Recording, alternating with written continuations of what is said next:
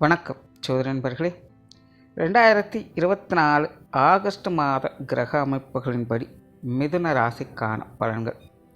இந்த மாதம் உங்களுடைய ராசிநாதன் ராசிக்கு 3ஆம் இடத்துல வக்ர நிலை அடைந்து சுக்கிரனோடு சேர்க்கை விட்டு சஞ்சரித்து வர்றாங்க. அதனால் மிதுன ராசிக்காரங்களுக்கு இந்த மாதம் ஒரு கலவையான மாதமாகவே இருக்கும். இருந்தாலுமே மிதுன ராசிக்காரங்க உற்சாகத்தோடும் தன்னம்பிக்கையோடும் தைரியத்தோடும் எல்லா விஷயங்களும் எதிர்கொண்டும் சமாளித்தும் வருவீங்க. புதிய விஷயங்கள், காரியங்கள், முயற்சிகள் வகையில் சாதகமான அமைப்புகள் அப்படிங்கிறது உண்டாகும்.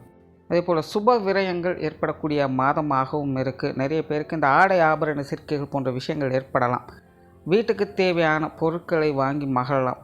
குடும்ப உறுப்பினர்களுக்கு தேவையான விஷயங்களுக்காக செலவு பண்ணலாம். குறிப்பாக மிதுனராசியை பொறுத்த வரைக்கும் இந்த மாதம் உடன்பிறப்புகள் மற்றும் குழந்தைகளுக்கான விஷயங்கள், காரியங்கள் இது போன்ற அமைப்புகள் அதிகம் ஏற்படும். ஒரு பக்கம் செலவுகள், விரயங்கள் அப்படிங்கிறது இருந்தாலும் கூட இன்னொரு பக்கம் அவங்க மூலமாக மன மகிழ்ச்சி தரக்கூடிய அமைப்புகளும் சந்தோஷம் பெறக்கூடிய அமைப்புகளும் உண்டு. அவங்க மூலமான காரியங்கள் மூலமாக அனுகூல அமைப்புகளை பெற்று நன்மைகளையும் அடைஞ்சு வருவீங்க.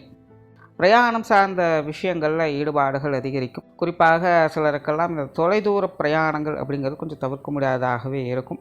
பிரயாணங்கள் வகையில் சாதகமான நிலைகள் ஒரு பக்கம் இருந்தாலும் கூட தேவையில்லாத அலைச்சல்கள், டென்ஷன்கள், விரயங்கள் போன்ற விஷயங்கள் தான் அதிகமாக இருக்குது. அதனால் இந்த மாதம் பிரயாணங்கள் சார்ந்த விஷயங்கள் கொஞ்சம் கவனமாக இருப்பது நல்லது. அதே போல் பொது விஷயங்கள், பொது காரியங்கள் சம்மந்தப்பட்ட விஷயங்கள், உற்றார உறவினர்கள், நண்பர்கள் சம்மந்தப்பட்ட விஷயங்கள் இதெல்லாமே பார்த்திங்கன்னா ஒரு 2 கெட்டா நிலைகளிலே வேலை செய்யும். சரியாக தவறா அப்படின்னு ஜட்ஜ் பண்ணவே முடியாது. சப்போர்ட் பண்ணுவாங்க, அப்போஸ் பண்ணுவாங்க, அப்போஸ் பண்ணிட்டு இருந்தவங்க திடீர்னு சப்போர்ட் பண்ணுவாங்க. ஸோ இவங்க வகையில் அல்லது இது சார்ந்த விஷயங்கள்லாம் கொஞ்சம் சரியான முடிவு எடுக்க முடியாமல் கொஞ்சம் தடுமாற்றங்கள் அப்படிங்கிறது இந்த மாதம் உண்டு. ஆகையினால் இது சம்மந்தப்பட்ட விஷயங்கள்லாம் கொஞ்சம் கவனமாக இருக்கிறதே நல்லது. உங்களுடைய காரியங்கள் வகையில் கூட கொஞ்சம் தேவையில்லாத விரயங்கள், செலவுகள், அலைச்சல்கள் போன்ற விஷயங்கள் அதிகமாக இருக்கும். இப்போது சமீப காலமாக ஒரு 2-3 வாரங்களாக இந்த விஷயங்களை கொஞ்சம் பார்த்துக்கிட்டு வருவீங்க. இது போன்ற நிலைகள் அப்படிங்கிறது இந்த மாதம் ஒரு தொடர்கதையாகத்தான் இருக்குது. ஸோ மிதுன ராசிக்காரங்க இது போன்ற விஷயங்களை கொஞ்சம் கவனமாக இருங்க.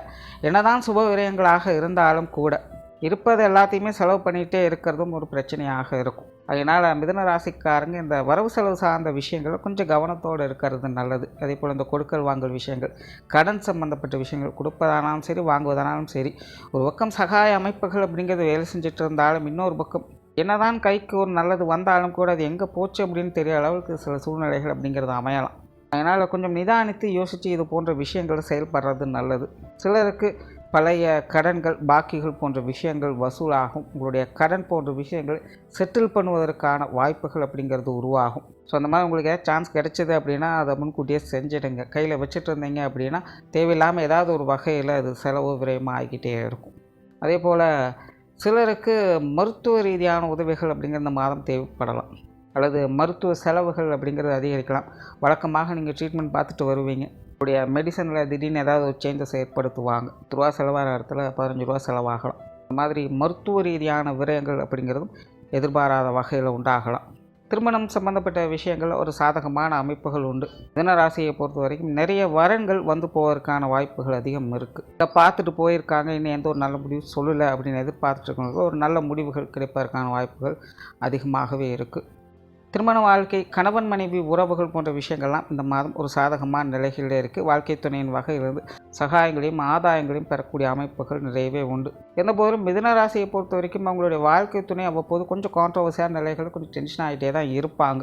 அப்பப்போ சின்ன சின்ன வாக்குவாதங்கள் அப்படிங்கிறது வந்து போயிட்டு தான் இருக்கும். அதை பெரிதுபடுத்தாமல் இருக்கும் பட்சத்தில் இந்த மாதம் கணவன் மனைவி உறவுகளுக்குள்ளே ஒரு சாதகமான அமைப்புகளையும் எதிர்பார்க்கலாம். மாணவர்களுக்கு கல்வி மற்றும் வித்தை சம்பந்தப்பட்ட விஷயங்கள் ஒரு அளவான அமைப்புகளில் வேலை செய்யுது. மாணவர்களுக்கு இந்த மாதம் கொஞ்சம் கூடுதல் முயற்சி என்பது தேவைப்படும். தொழில், வேலை, உத்தியோகம் சார்ந்த விஷயங்களில் பெரும்பாலும் ஒரு வழக்கமான சமாச்சாரங்களே பார்த்து வருவீங்க.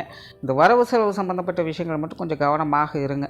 பழைய கணக்கு வழக்குகள் போன்ற விஷயங்கள் கொஞ்சம் குளறுபடிகள் அப்படிங்கிறது ஏற்படலாம். கொஞ்சம் தேவையில்லாத அலைச்சல்கள் அப்படிங்கிறது வந்து போயிட்டுருக்கும். கொஞ்சம் கவனத்தோடு கையாளுறதே நல்லது. வெளியூர் மற்றும் வெளிநாடு சம்பந்தப்பட்ட விஷயங்கள் ஒரு அளவான அமைப்போடு வேலை செய்யும். மொத்தத்தில் இந்த மாதத்தை பொறுத்த வரைக்கும் மிதுன ராசிக்கு அனைத்து விஷயங்களுமே வந்து ஒரு கலவையான நிலைகளில் தான் வேலை செய்யுது. அதனால் கொஞ்சம் சூழ்நிலை சந்தர்ப்பத்துக்கு தகுந்த மாதிரி அனுசரித்து செயல்பட்டு வருவது நல்லது. நன்றி, வணக்கம், வாழ்க வளமுடன்.